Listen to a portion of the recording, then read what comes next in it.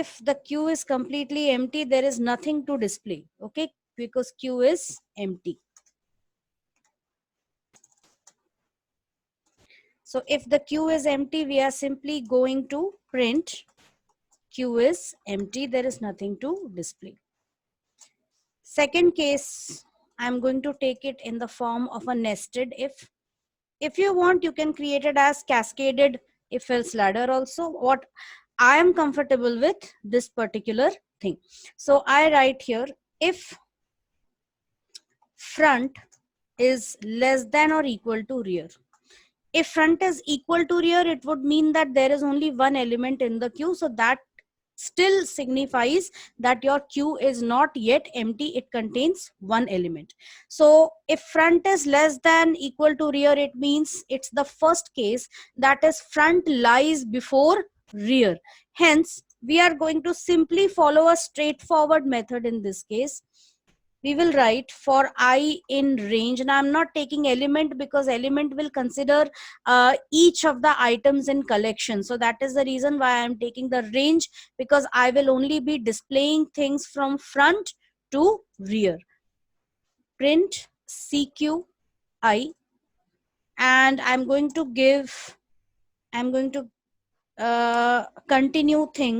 continue the output on the same line.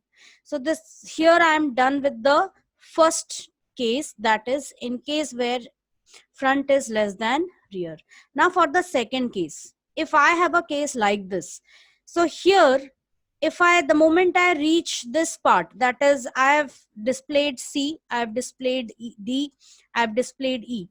So front was 2, it was 2, then it was 3, then it was 4. So the moment it reaches 4, I have to again reset it back to 0. So I'll not be changing front. Instead of taking front, I'll be taking I.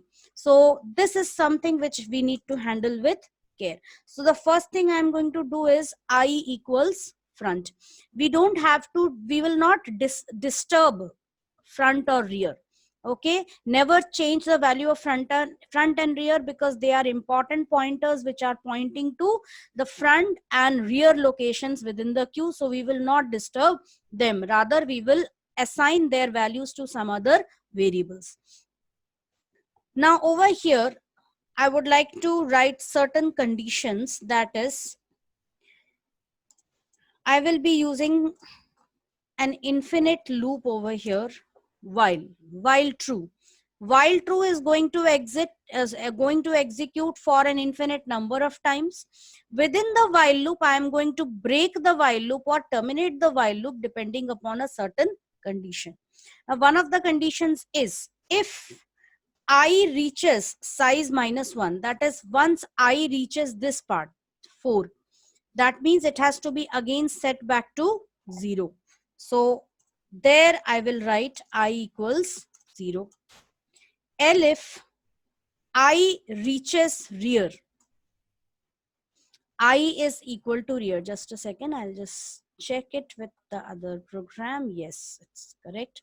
If I is equal to rear, then in that case what will happen, I'll tell you. If I is equal to rear, that is this is rear, if I reaches 1, that is the point where I have to break. Okay, so this is the point where I will be, I'll do one thing, I will simply write break over here, and else I can simply write I plus equal to 1, and I will be printing the value CQI comma end equals /t. And after this, what I'm going to do is I'm going to print a blank line, because I have used the end and I'm not breaking the line here. So I want the next output, or whatever starts, whatever is there, that is the menu after displaying the elements. So we will first check this program whether it's working properly or not. I think I missed on one of the statements. Yes, so now we are going to check traverse. So over here I had, somewhere here I had traverse. Yes, this was the statement which I had written. So let it be. And here I am going to call traverse also. I'll be passing CQ, front and rear to the function. Let us run the program and see what it gives us. Size is 5. I write AAA.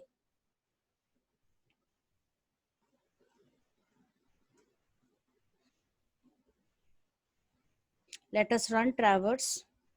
Okay, there is one problem over here. Traverse missing one required positional argument, that is size. I did not give size to traverse. So that was missing. Fine. So again, size is 5.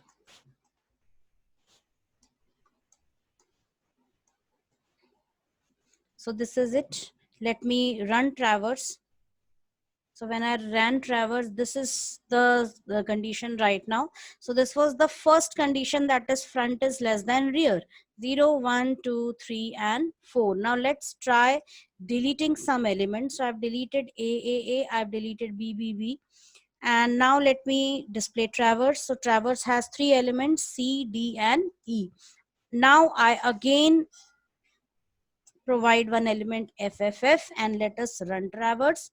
So now I did a mistake and that was this. So we'll do it once again.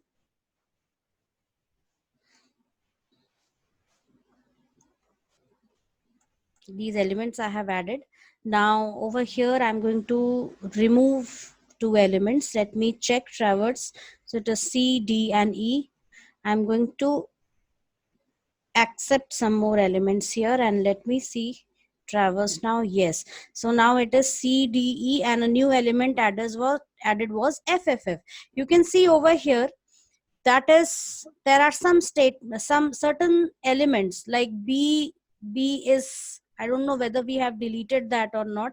Yes, we have deleted. So B is an invalid item. Rather C, D, E and F, they are valid items, right? So it is starting from front and it is ending at rear.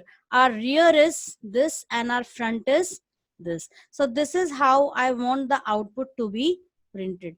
Okay, let us include one more element here and let's run traverse. And yes, you can see here C, D, E, F and G. I'll again press DQ and let us check the answer. Yes, C is gone and now it is working fine. What was the problem?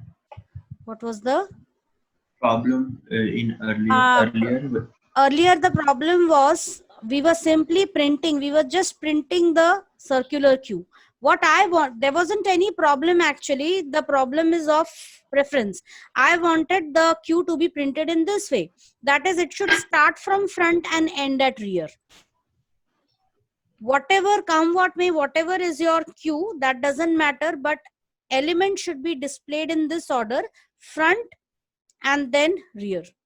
Should start from front and end at rear. Like over here, D, front is 3, 0, 1, 2, 3. So it should start from this D and rear is 1, 0, 1. So, and end, it should end at G. That was all I needed. See, I have deleted C over here. Check it. Element deleted is C. Element which was deleted was C. That was because of this problem. The problem is I had written this statement over here. It was written here. So what was happening was it should start from I equals 0. I was front, that is, I remember it very well. The value of CCC, the position was 2.